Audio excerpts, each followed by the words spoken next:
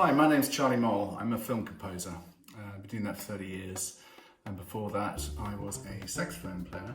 I used to play in lots of bands in the 80s and stuff. When I started writing music, like everyone else, on computers, did it with a keyboard, and as samples progressed, we would, particularly with things like strings, we would have to play the line in with one hand and use the other hand to fiddle with wheels to get the expression. And I quickly sort of realised actually, being a sax player, I could use something like the EWI as a wind controller to do that. So so for many years I've been programming my MIDI sort of parts with an EWI, which is great because as a sax player it's much more inspiring to play the note as one real thing rather than sort of using two hands. So when you blow, you feel like you're playing a real instrument. But the EWI has various limitations. That the fingering is a little bit nasty. These little sort of metal pads and stuff, and you're not blowing. You're blowing just a little plastic thing here. But along came this little baby called the Travel Sax 1, which has the actual keys from a saxophone, which is amazing. Even though it's just this sort of 3D printout, super light, you don't even need to wear one of these. And it has the actual mouthpiece of a real saxophone, which is a genius idea, whoever came up with that. And it's just feels like you're playing an actual instrument when even though you're playing electronically through MIDI programming and everything. It's you can tongue notes, you can triple tongue notes. It has some limitations. You can't bend notes, which is a shame. But maybe in the future updates, that's something you might think about. The intonation coming from your embouchure on the mouthpiece. Maybe they could figure something else out with that. And the other thing, compared to the EWI, only has one CC, which is CC7 on the app, but you can change that. I changed it to 1, but this is my default for expression volume. But I'll show you how to in Logic, output it to CC2 at the same time and have a different level so that you're not getting too much vibrato if you're using sounds that have vibrato. Forgive my, it's the first time I've ever made a video, so it's a bit amateurish, and the sounds all coming out of the speaker into the recording onto the iPad, so the sounds are actually a lot better in real life. But anyway, hope you enjoy it.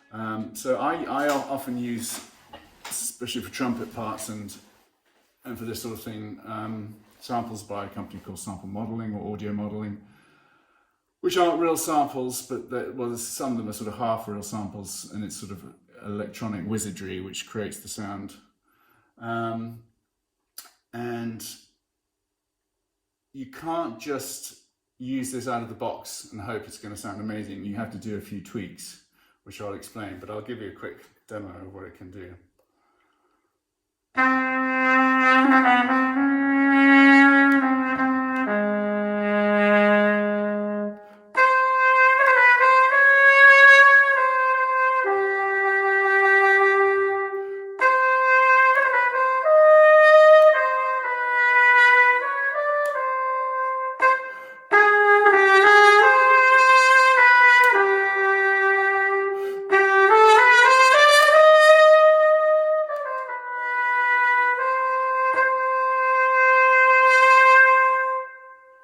Sorry about the few mistakes. So what I've done to make this like the EWI is I've added a transform, which hopefully you can see here in Logic, which because this only sends out on 1 CC. The EWI sends 2, so you can assign 1 to modulation to get the dynamic expression, and 2 or whatever one you want, to vibrato levels. But the trouble, you could, for instance, just make them both on CC1, But the trouble is that the vibrato level, as you will see here, so I got vibrato 2, dynamics 1, but let's see what's the bit I'm looking for. It's this one, yeah. So if you had both of those on CC1, the vibrato intensity, if you played loudly, would get so high that the note would go wah, wah, wah, wah, wah. So you need to sort of calm the amount of vibrato intensity, which you can do with this in Logic with this. So if I if I take this off, you'll see what I mean. So if I play a loud note, oh, well, I'm not getting any vibrato there because it's just getting CC1. So what this does is it does two things. It turns CC1 into CC2. So you still get the CC1, but you get the CC2. So you get the vibrato. So that's a very unrealistic sound if you play loudly, but you can attenuate the amount by scaling it down. So if I blow really loudly now,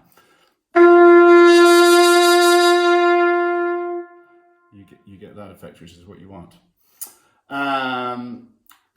Other quick beauty of this is tonguing. So the tonguing I haven't quite got the hang of yet because it seems to default at 127s. So again, I have done some wizardry in here, which one is it?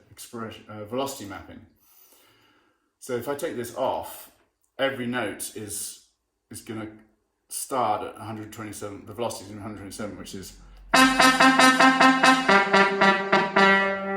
So you can start, if you want to play a soft note, you're screwed because it's fine once you start sort of playing legato, you can play soft. So to get around that, I've created a map which reduces the amount of velocity. It may be that I've got this wrong and someone from the company is actually going to call me and explain whether it's possible to, within the software, change the velocity. But anyway, this works for me for now. Although every velocity is the same, which is not ideal, but it's relatively quiet, so if I can still play some kind of soft and loud passages.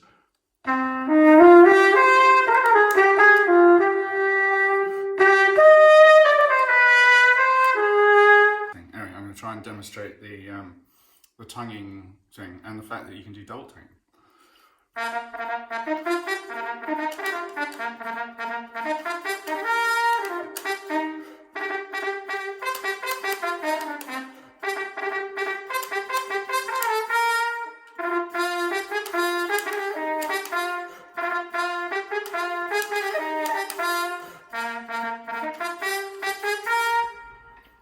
And you know the rest.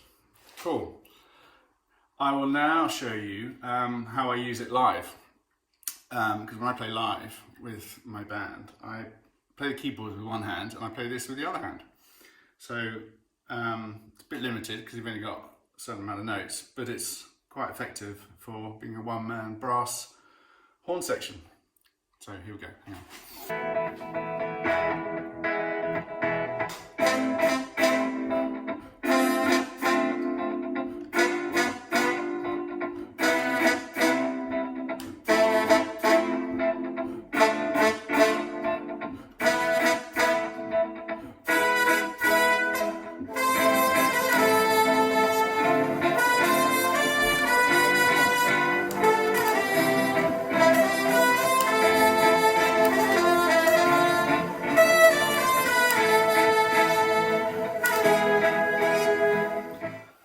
Hello again. Strings now, same thing. I've tweaked the samples so that they accept CC1 for expression, volume, and 2 for vibrato, so it gives you a big range, especially compared to the inbuilt sounds. So just one note to start with.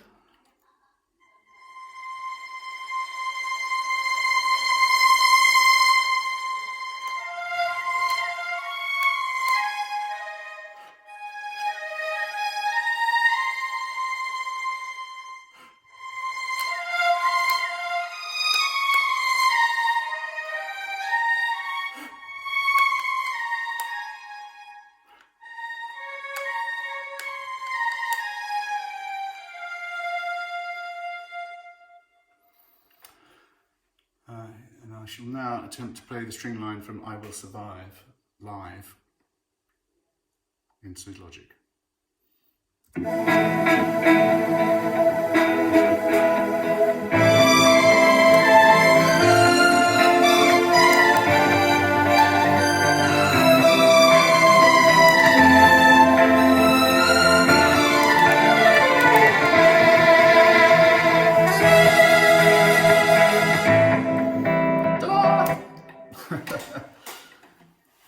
Okay, this is me doing a bit of string writing. This is often what I do. I'd have a backing track going, and I'd pick up this to write my string parts.